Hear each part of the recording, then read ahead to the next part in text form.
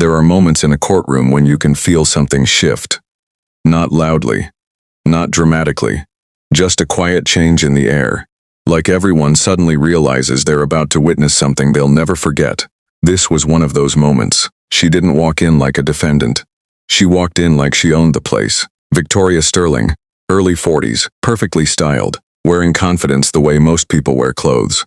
Slow, deliberate, calculated, the kind of confidence that doesn't come from self-belief, but from never being challenged.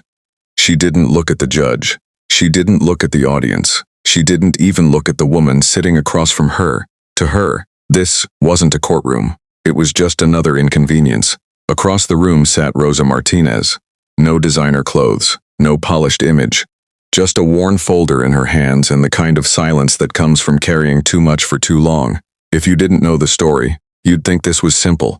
A wealthy employer, a former housekeeper, a dispute over unpaid wages. Nothing unusual, but what no one in that room, except a few people, understood was that this wasn't just a case. It was a countdown. Rosa had worked in Victoria's house for over a decade. Not just cleaning, everything. Cooking, laundry. Taking care of children who barely knew her name. Fixing problems before they were even noticed. The kind of work that disappears the moment it's done. And for years she stayed quiet. Not because she didn't see what was happening, but because she thought she had no choice. That's how it usually starts. Not with something big. Just small things, extra hours that were never counted, promises that were never written down, comments that were easy to ignore at first, until they weren't, and slowly, without realizing it, normal changes. What should feel wrong starts feeling routine. It wasn't one moment that broke her. It was a pattern, a system. Long hours became longer, pay became unpredictable, respect disappeared completely, and every time she tried to speak, there was always something holding her back: fear, responsibility, survival. Because when your entire life depends on a job, you don't risk losing it, even when it cost you everything else. Victoria, on the other hand, never saw any of this. Or maybe she did, and just didn't care. Because when someone lives long enough without consequences, they stop seeing limits. Rules become suggestions. People become tools, and empathy becomes optional. To her, Rosa wasn't a person with a life. She was part of the house, replaceable, silent, invisible. The breaking point didn't look dramatic. There was no shouting, no scene. Just a simple request: 5 days. That's all Rosa asked for. 5 days to leave the country, to see her mother who had just been hospitalized. It should have been an easy decision. For most people, it wouldn't even be a question. But Victoria didn't see it that way. To her, it was inconvenience, disruption, disrespect. And within minutes, Rosa wasn't just denied, she was fired. No warning, no conversation, no closure. Just like that. 11 years ended in silence. What happened next changed everything. Not because it was loud, but because it was calculated. Rosa didn't argue. She didn't beg. She didn't create a scene. Instead, she started collecting every message, every payment record, every inconsistency. Quietly, carefully, for months, because for the first time, she wasn't trying to survive anymore. She was preparing to fight. By the time the case reached the courtroom, this was no longer about unpaid wages. It wasn't even about the past. It was about proof. And more importantly, it was about timing, because sometimes, the strongest move isn't reacting in the moment. It's waiting. Until the truth is impossible to ignore. Back in the courtroom, Victoria finally spoke, and when she did, it wasn't defensive. It wasn't cautious. It was confident. Too confident. She smiled slightly, leaned back in her chair, and spoke in a tone that made it clear. In her mind, this case was already over. "This is being blown out of proportion," she said calmly. "We treated her better than anyone else would have." A few people in the audience shifted uncomfortably, because something about the way she said it didn't feel right. Not angry, not emotional, just dismissive. Like none of this mattered. Rosa didn't interrupt. She didn't react. She just sat there, holding that same folder, waiting. Because unlike Victoria, she wasn't guessing what would happen next. She already knew. And that's the difference. One person was speaking from power, the other from preparation. What happened next didn't happen slowly. It didn't build over hours. It didn't need to. Because once the first piece of truth came out, everything else followed faster than anyone expected.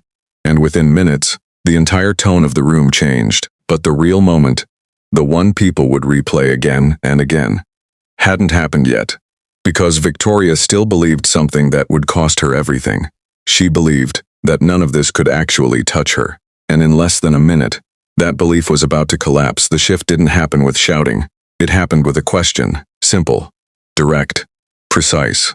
The judge leaned forward slightly, eyes fixed on Victoria. How many hours did she work? On average, Victoria didn't hesitate. 40, sometimes less. We were very reasonable. There was a brief pause, then the folder in Rose's hands finally opened.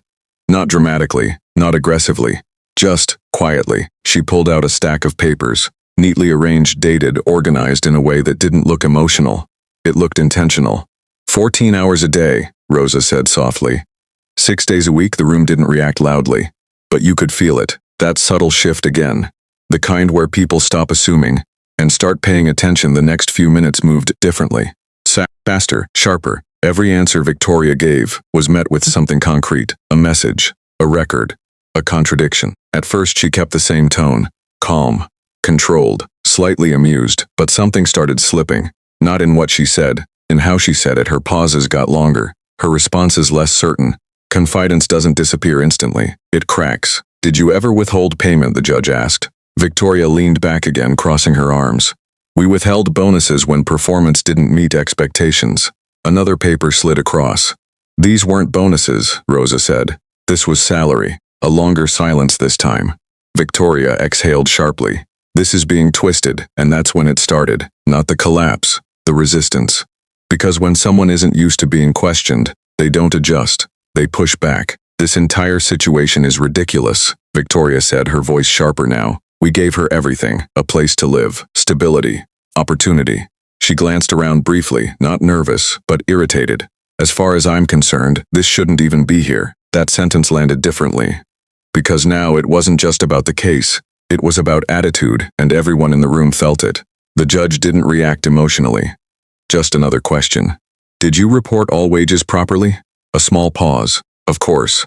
But this time the answer didn't feel as solid. Another document appeared. Numbers, gaps, patterns that didn't align. You could see it now. Not panic, but pressure. The kind that builds quietly until there's nowhere left to move. Victoria adjusted her posture. For the first time since she walked in, she didn't look completely in control. This is a misunderstanding, she said quickly. These records don't show the full picture. But the problem was, they showed enough. And then came the moment. The one everything had been leading toward. Not because it was loud, but because it was revealing. The judge asked one final question. Calm. Measured. Why did you report her? After she asked for leave. There it was. The connection. The timing. The intent. Victoria's reaction was immediate, defensive, sharp. I did what I felt was necessary, she said. I have every right to protect my home. But after 11 years, the judge pressed. A beat, and then, the mistake. Victoria stood up. Not fully out of control, but enough to break the rhythm of the room. You don't understand, she said, her voice rising just slightly. This is how things work at our level. That sentence hung in the air, heavy, uncomfortable, unavoidable. Somewhere in the room, someone shifted. Someone else exhaled, because in that moment, everything became clear. The case wasn't complicated anymore. It wasn't about paperwork, or contracts, or technicalities. It was about belief, and Victoria had just said it out loud. The judge didn't raise her voice, didn't react emotionally, just looked at her, steadily. For people like you, she asked quietly. Silence, and that's when it happened. Not dramatically, not instantly, but unmistakably. The confidence that walked into that room was gone.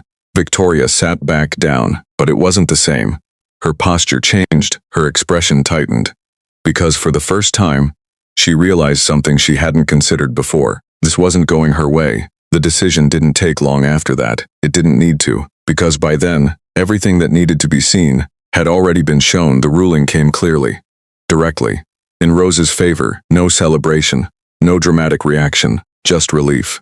The kind that doesn't show loudly, but hits all at once. Rosa didn't smile. She didn't look around. She just closed her folder slowly and exhaled, like someone who had been holding their breath for years. Victoria didn't say much after that, and maybe that was the biggest change of all. Because earlier she had something to prove. Now, she had nothing left to say, and that's the moment people remembered. Not the shouting, not the argument, the shift from certainty to silence, because in the end, it wasn't money that decided the outcome, it was proof. And once that showed up, everything else disappeared.